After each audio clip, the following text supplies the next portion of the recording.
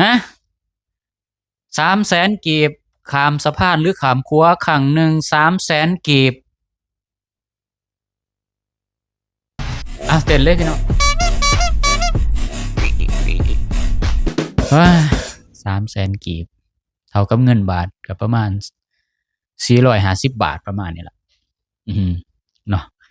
ยาวเท่าไรวะขัวน้ำเงิมนี่วะฮอดอยู่บ่50 กิโลเนาะก็บ่ตีหรอกเนาะก็นายทุนเขามาสร้างเขาก็เพื่อซ่อมแซมเพื่อเอาไปจ่ายธนาคารเพราะว่าเงินเขาบ่แม่นเงินของเขาโดย100%เงินเขาไปกู้ธนาคารมาเฮ็ดเนาะบริษัทที่เขาเอื้ออำนวยกับนักการเมืองบางกลุ่มพี่น้องมันจังสิได้กินนำกันรัฐบาลบ่ยอมเฮ็ดเดี๋ยวมันสิบ่มีรายได้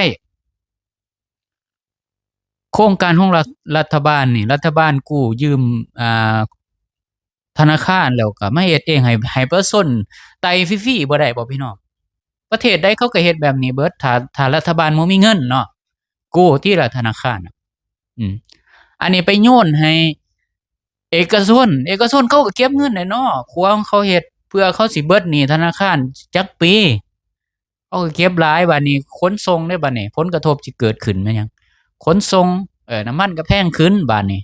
ค่าของชีพสูงขึ้นได้บัดนี้ค่าขนส่งมันแพงญ้อนไต่ครัวข้ามครัวราคานี่แล้วนี่คันสมมุติว่ารถโดยสารนี่ข้ามมื้อหนึ่ง10 เที่ยวนี่สิเป็นจั่งใดพี่น้อง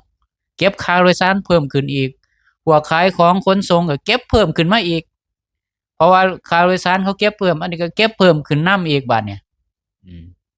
เบิ่งคือจั่งเล็กๆน้อยๆนี่แหละคือเฮ็ดให้เศรษฐกิจซุมื้อนี่มันบ่ไปไสมาไสพี่น้องรัฐบาลคิดได้บ่อาจสิคิดได้แต่เป็นหยังบ่เฮ็ดแล้ว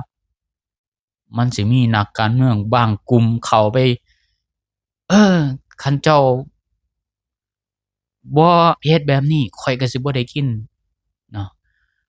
รัฐเนี่ยบ่ต้องเฮ็ดเองเอาให้เอกชนโยนให้เอกชนเบิดบ่ว่าแต่ครัวสะพานนะแม้แต่ถนนหนทางคือกันโยนให้เอกชนเบิด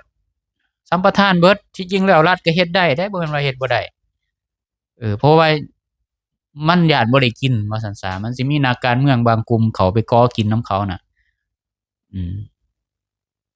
ต้องเฮ็ดแบบนี้เอาว่าซั่นซะเออม่วนบ่พี่น้องโดยเฉพาะพวกมนุษย์ถ้ำม่วนบ่ม่วนก็เต้นอีก